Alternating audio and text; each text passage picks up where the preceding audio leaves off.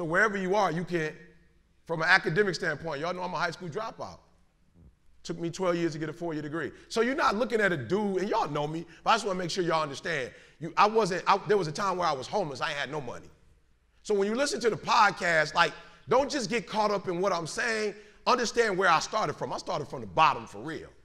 So wherever you are, if you're looking at a dude in every area of his life that started from the bottom, that wasn't sweet in no area of his life, but not killing the game, you don't have no excuse. You don't have no excuse. There's not one place, there's not one area in my life that I started and I was sweet at. Not one. But there's not one area in my life that I didn't progress in and continue to progress in. No, write that down. Now, that's your biggest problem to success is you not growing. Like a lot of you haven't grown because you haven't grown. Like, yo, you're the same version of yourself 10 years ago. You're the same version of yourself 20 years ago. Like, you haven't changed as an adult. You still on the same stuff. I'm not on the same stuff no more. I've grown. And I'm not telling you I'm grown. My wife will tell you. My kids will tell you. My mother will tell you. Society will tell you from the first video they saw on TGIM to now is different. So the first thing I need you guys to understand is to become a 1%er, you got to become a 1%er. No, people, E.T., I want to be just like you. Oh, you don't want this grind that I got. You don't want this life. You don't want to get up at 3 o'clock in the morning. You don't want to drive an hour and a half to Detroit, fly to Nashville, speak at TSU, drive 2 hours to Huntsville, Alabama A&M, drive to Birmingham, come home, and you got an 8 to 10 hour session with another group. Like, you don't want this life. I'm sorry, you want this life. You don't want this grind. You want this life. You don't want this work. So listen to me very closely. I have what I have because I'm willing to do what others aren't willing to do. Like the average dude, if his wife would have called C, would have been like, yo, why you call my boy? Why you tripping? I wasn't like, why you tripping? I called C and said, what'd she say? Like, for real. And I'm pissed because I'm like, yo, I'm so goofy that you got to call C, you can't even talk to me about it. Like, I got this one area, I'm going to be real, C will tell you, it ain't like I got 20 areas. But I had this one area that I couldn't get over, and I've been working hard. I couldn't get over this one area because I hadn't gotten over this one area. I couldn't get over this one area with my wife because I hadn't even got over it with my mama. So how you gonna get over it with your wife when you ain't never got, it was you and your mama, it was your mother and your relationship that started this mess. You got to go back and deal with your mom, but I'm like, God, I don't know what you on, but if you need to talk to my mom, you go talk to her. I ain't talking to her. I'm just being real. God was like, go holler at your mom. I'm like, I ain't holler at you, holler at her. If you think she need to know that, you tell her. You God. Why you sending me to do it? You supposed to be omnipotent, omniscient. Like, for real, you supposed to be all that in a bag of chips. You supposed to be powerful. So why don't you go talk to my mom? Why are you asking me as a sinner to go talk to my mom? He said, because I can talk to your mom and fix your mom, but then you still wouldn't be fixed. So I don't need you to go talk to your mom to go talk to your mom. I need you to go talk to your mom so you can get healing. Y'all, okay, all right, let me take my time. We're going to get to this first slide. You cannot be a 1%er if you're not a 1%er. So I'm going to tell y'all what my pain point was. So this is where it all happened for me. So I want you to, as I'm talking, when it comes, write it down. Like, don't try to avoid it today. Don't try to avoid it.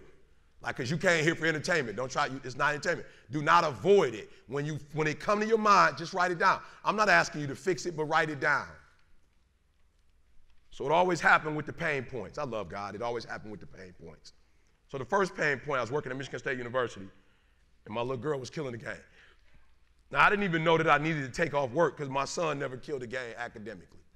So I never even knew I needed to be off work during the day. You know what I'm saying? My man wasn't like winning no awards academically. So, you know what I'm saying? I was just going to work normal.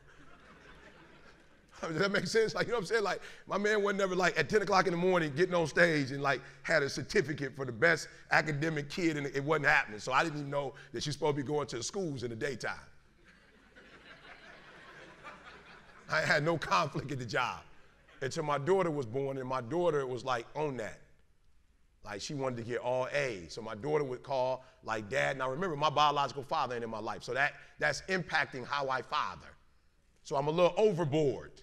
You know what I'm saying? Because my dad wasn't there, now I'm trying to overcompensate. So my little girl called like, yo, Dad, I got the Patriot Award. I'm like, bet. All right, I'm there. 10 o'clock, I'm there. And my boss, like, yo, I'm about to go see my daughter, she whatever. And she like, well, you can't go because you at work. I'm like, well, first of all, let's keep it 100 between me and you. I'm an academic advisor. Ain't no kids coming to be advised at 10 o'clock in the morning. Let's just keep it 100. Like, I respect the fact that I got a job and I'm supposed to, but let me leave at 10 and work till 8. Because if they're going to get advising, they probably going to come after 2. Like, they ain't about to get up at 8 o'clock in the morning and come and get no advising. She's like, you can't do it. I was like, what? She's like, you can't go. Pain point number 1. Write pain point down somewhere so when yours get hit, you can just go ahead. If you got your phone, put it in your phone. Right? So she like, you can't go. And I'm like, well, first of all, I'm going.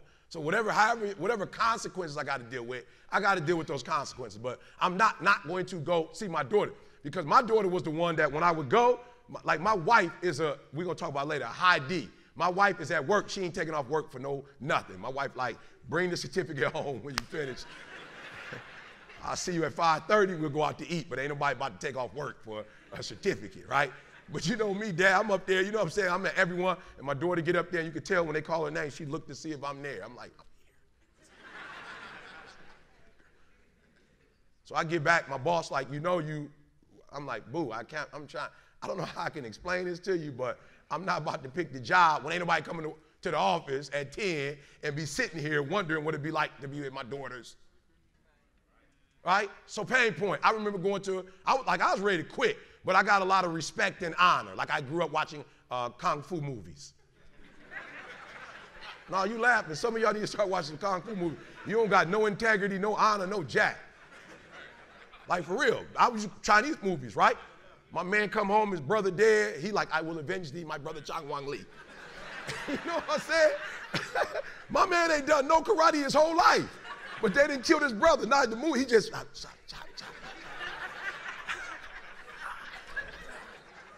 And my man gets strong. He fight a couple people, and then he finally see homeboy to kill his brother.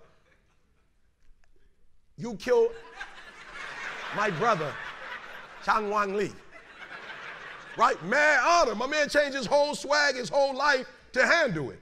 So the person that hired me was the VP. So I went to the VP like, yo, bro, I'm out. He was like, where you going? I'm like, bro, she tripped, like, keep me like I'm a kid. Like, I can't do it. I got a daughter. I can't be missing stuff. Like, this is crazy. She don't like the program I'm doing. It's killing the game. I can't do this. He was like, do me a favor. Give it a year. I'm like, flat out. I'm like in prison, 365. Every day I'm marking off. You know what I'm saying? I'm marking that joint off. You know what I'm saying? Like, they move our offices. We get an office down the street. You know, we get all kind of privileges, but she's still like, I could tell she'd been through some stuff and she didn't get over it. And she taking it out on me. So first pain point was like, yo, C, we got to take it to another level. We got to go. We got 365 days. Now, between you and me, unless something changed, we're about this joint. But when we leave, we're going to have to have our papers straight. Like, whatever we doing, we're going to have to be ready. First pain point. That makes sense? That's the first pain point, right? Write that down. First pain. What's your pain points? So I knew, like, yo, E, if you're going to leave this job and you're going to go out here and do what y'all doing, you're going to have to take it to a whole nother level. Now, I never knew I would be a 1%er, but I knew I had to take it to another level. I want you to write down what percentage you're giving right now. I want you to write that down. Like, are you giving 70%, 80%, 90%? Right? And then the second pain point was my wife was like, yo, I ain't going to lie. Since we've been 18, 19, like, I see you, like, it's a lot of stuff that you was dealing with. Now, let me just be real with y'all. Like, I have to explain to people, like, you might look up to me, but I don't look up to me. Like, you might, E.T.,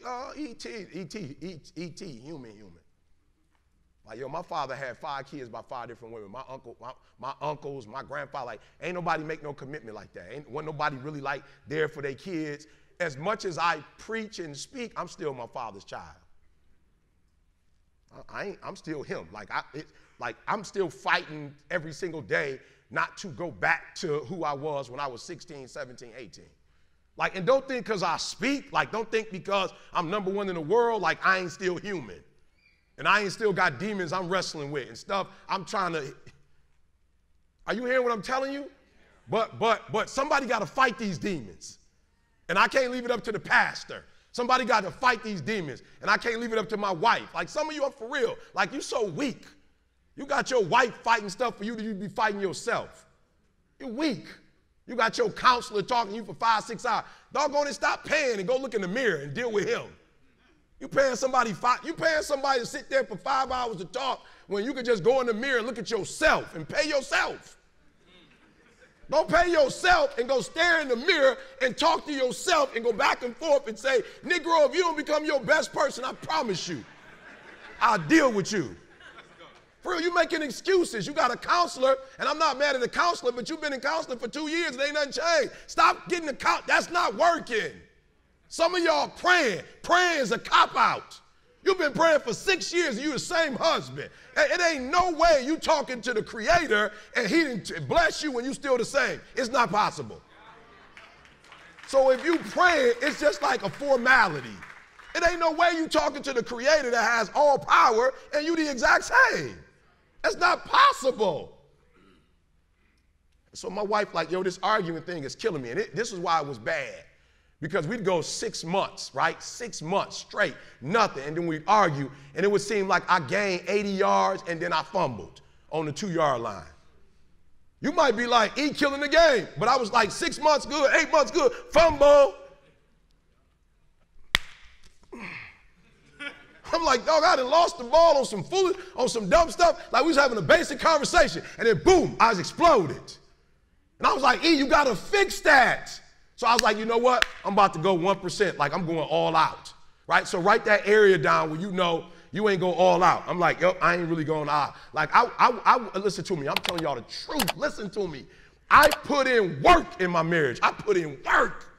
I put in work not to be like my father. I put in work. I put in work not to be like my grandfather. And we're not just talking about my marriage. We're talking about school. Like my father, a high school dropout. My grandfather, I put in work to get a PhD. I put in work. I do not write. I'm not a good writer. Like me in the English language, we ain't got it like that. I tell people all the time, like, yo, E, you said, like I might say, I grew up, I'm just going to be real. I didn't even know until I got to college, it was ambulance. We ain't never say that. I looked at an ambulance went by one day and I was like, it actually had the word on it. I was like, they spelled that wrong. They say ambulance. It's ambulance. Where'd they get that from? No, and I need you to hear what I'm saying. I tell people all the time, don't get it twisted. I didn't wake up wanting to say ambulance. Don't get it twisted. I didn't wake up wanting to say the wrong thing. I was in an environment that was saying that. I was in an environment that told me that this is how you say it. And I'm not just in an environment with people who said it. I'm in an environment with people I love. My auntie's saying it. My grandma got a 3rd education. She's saying it. So when I go get my PhD, it's not about getting my PhD. It's getting my PhD. And then people who giving me a PhD is disrespecting the people that raised me. They disrespecting the people that raised me. They not just saying, yo, this is good in this environment. They saying this is good in this environment and your environment is whack. They not saying use this when you here. They saying when you there, they shouldn't be saying that either. They saying our way is the best way and the only way. And I'm like, yo, you don't know what you're saying, but you disrespecting where I come from. My grandma might not have a PhD, but that's still my grandma. And she ain't stupid or dumb because she don't say it like you say it. This is what happened when you don't get equal opportunities.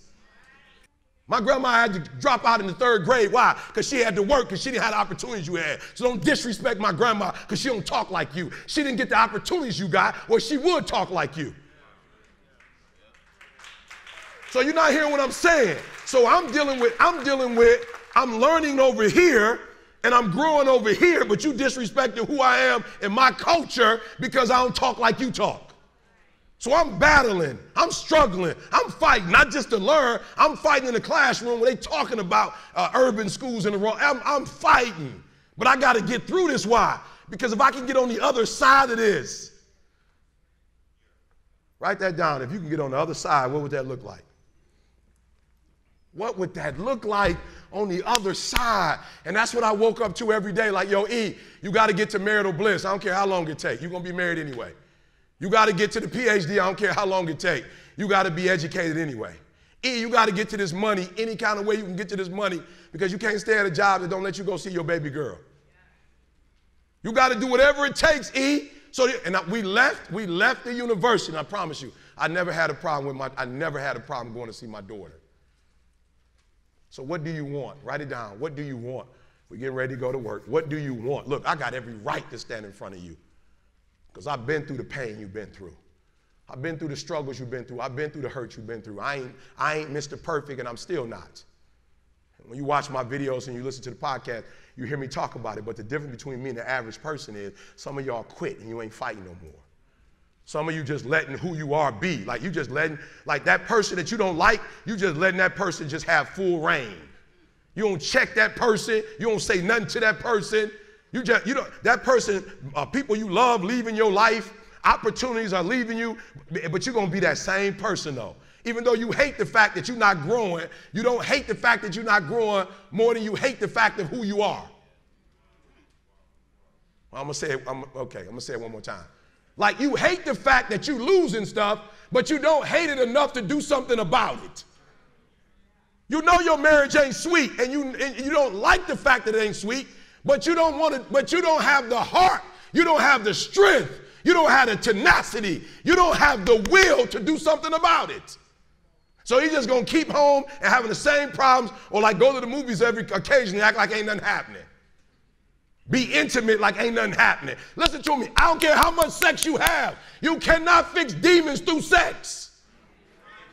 You cannot fix demons through going to the movies. You can't fix demons playing Uno. So stop. And stop thinking because you sweet in this area, that got something to do with this. Stop thinking, well, I'm making money. That has nothing to do with your wife feeling special and important. The fact that you went and got a job and you making money, that's something that you love. Not apparently, she ain't thinking it's that sweet because the marriage ain't blissful. So stop saying, look how much money I make. You are one-dimensional. Who cares that you can just make money?